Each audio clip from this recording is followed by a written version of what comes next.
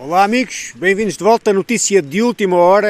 É muito cedo, mas esta notícia é de última hora e eu tinha que fazer este vídeo porque já existe um suspeito de ter morto o professor Nuno Loureiro. Aliás, já não é suspeito, ele é mesmo o autor da morte do professor Nuno Loureiro e é alguém conhecido do professor, e este alguém também é português. E não é só culpado pela morte de Nuno de Nuno Loureiro, mas também de mais 2 alunos que foram mortos num tiroteio 2 dias antes desta tragédia com o professor, numa universidade a 80 km da casa do Nuno e da sua família. E esta notícia está a ser avançada pela Fox News. Isto foi avançado entre as 3 e as 4 da manhã e mesmo é incrível. Ele é português, chama-se Cláudio Neves Valente, de 48 anos, e este caso está cada vez mais estranho, pensávamos que era um português que era vítima e agora percebemos também que o português responsável, existe também um português responsável que cometeu suicídio depois da polícia andar ao seu encalço. E então esta é a comunicação que eu gostava que ouvisses da polícia, que aconteceu há cerca de 3, 4 horas atrás. Oi, são amigos. Investigation. Neves Valente studied at Brown University in Providence, Rhode Island on an F1 visa around 2000 to 2021. He eventually obtained legal permanent resident status. Previously, he attended the same academic program as the MIT professor Nuno Loureiro in Portugal between 1995 and 2000. Although Neves Valente appeared to reside in Florida, between November 26 and November 30 of this year, he rented a hotel room in Boston. On December 1st, he rented a gray Nissan Sentra with Florida plates from a car rental agency in Boston. That same day, he drove to the vicinity of Brown University, where his car was observed intermittently between December 1st and December 12th. On December 13th, Neves Valente entered an auditorium on Brown University's campus during a study session and began shooting at students, killing Ella Cook and Mohammed Aziz Umarzokov and injuring 9 others. Between December 13th and December 14th, Neves Valente returned to Massachusetts. On December 15th, he murdered MIT professor Nuno Loureiro at Loureiro's home in Brookline, Massachusetts. At some point while he was in Massachusetts, he switched the plates on the Nissan Sentra to an unregistered plate out of Maine. Immediately following Professor Loureiro's murder, Neves Valente drove to a storage facility in Salem, New Hampshire, where he had rented a storage unit in November of this year. Since the December 13th shootings at Brown and the December 15th shooting in Brookline, state, local, and federal law enforcement officials have been working hand in hand around the clock to identify the shooter and prevent him from inflicting further harm. I have said this before and will continue to believe when law enforcement agencies work together, crimes are solved and the public is protected.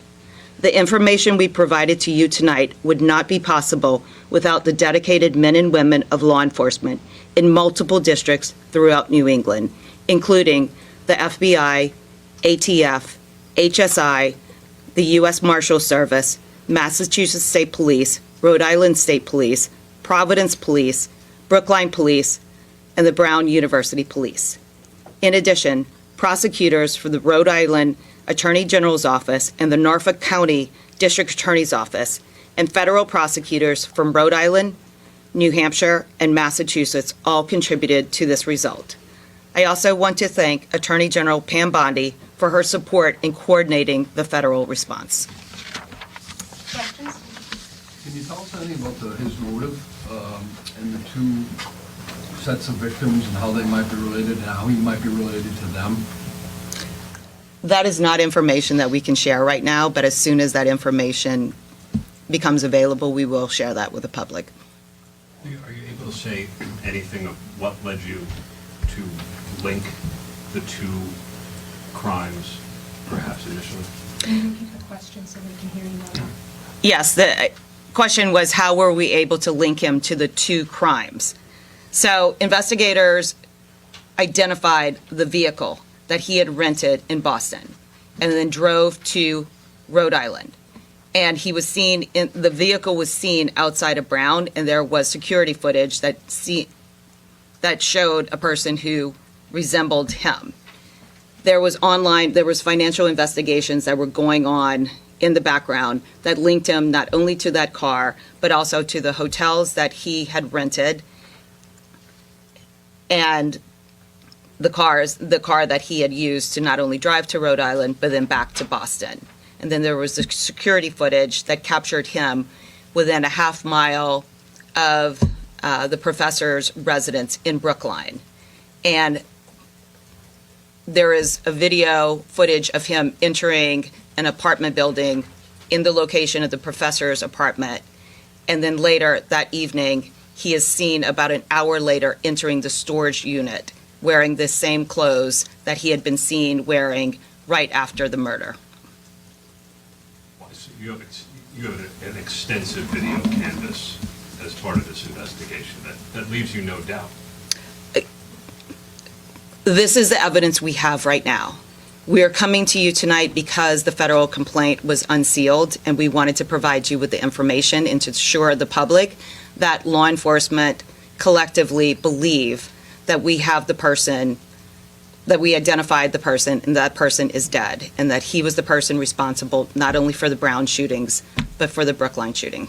Can you speak to, before the self-inflicted gunshot, was there any interaction between law enforcement and another Fuente, like any words exchanged or anything like that? No, when investigators went into the storage facility tonight to execute the federal search warrant, he was dead. Do you think he entered there this evening? No. He entered an hour after what happened in Brookline. Yes. And do you know how long that storage, did he rent that? Like how long? Our understanding from the financial investigation is that he had rented a storage facility at the location in Salem, New Hampshire in November. Can you confirm whether or not he used the same weapon in the Brown shooting as he did in the MIT shooting? Ballistics investigation was ongoing and has not been completed at this time, so we're not going to comment on that. Can you give us any sense of when you started to recognize perhaps that, he was the same person? I know it was through a video, but when it sort of dawned on investigators that these two cases were related? It was in the last 24 to 48 hours that my understanding, according to my understanding, is when the link began to be established. And that was mainly, he was using a phone that was obfuscating ability to track it. And he was using financial, not credit cards that were tied to his name. And so he was sophisticated in hiding his tracks. According to the complaint that was unsealed, it says that Ms. Fuente and the MIT professor had attended the same academic program together in Portugal from 1995 to 2000. Do you know if they knew each other? Or My understanding is that they did know each other. Have they been in communication since that last date? I don't have any information to provide you. Would you call this targeted? We're still investigating the motive in this case and trying to, because, like I said, he was very careful in his communications, and we just don't have any information right now to answer that question. But when we get that information, we will share it. Was there anything else in the storage locker? The storage locker in which his body was found, my information is that no. Was that satchel in the storage? Yes. locker? What was in it? Can you repeat the question? They can't hear you online. So the question was there anything else in the storage unit aside from the defendant's body? And the answer is he was found in there with his satchel. There was nothing else found in there that I am aware of, but they're still in the process of searching that facility right now. Então, amigos, este português não é só culpado pela morte do professor e do diretor Nuno Loureiro, mas também de mais 2 alunos que foram mortos na Universidade de Brown, numa cidade também chamada Brown, a 80 km da casa do professor que vitimizou este professor no dia 15, segunda-feira. Então ele cometeu esta atrocidade na segunda-feira, mas 2 dias antes, na Universidade de Brown, ele tirou a vida a 2 jovens. Incrível. Como é que nós pensávamos que este caso, se calhar nem íamos descobrir quem era, por causa estava-se a criar aqui se calhar alguma polémica, algumas teorias da conspiração, mas este caso, se for realmente assim como a polícia diz, ainda estamos a tentar descortinar se calhar o que é que aconteceu, qual é que são os motivos, mas uma coisa sabemos é que sabemos e podemos já tirar isso, pensar que isso realmente corresponde à realidade, é que são 2 pessoas conhecidas e têm ali se calhar razões que nos próximos dias vamos saber qual é que foi os motivos. Por isso, amigos, eu sei que é um bocado cedo, mas tinha que passar esta informação. Obrigado por estares desse lado, obrigado por estares a sentir as minhas palavras. Gostava muito de ouvir a tua opinião sobre este caso e fica em paz. E desculpa se o vídeo não está muito bem compilado, mas é uma notícia de última hora.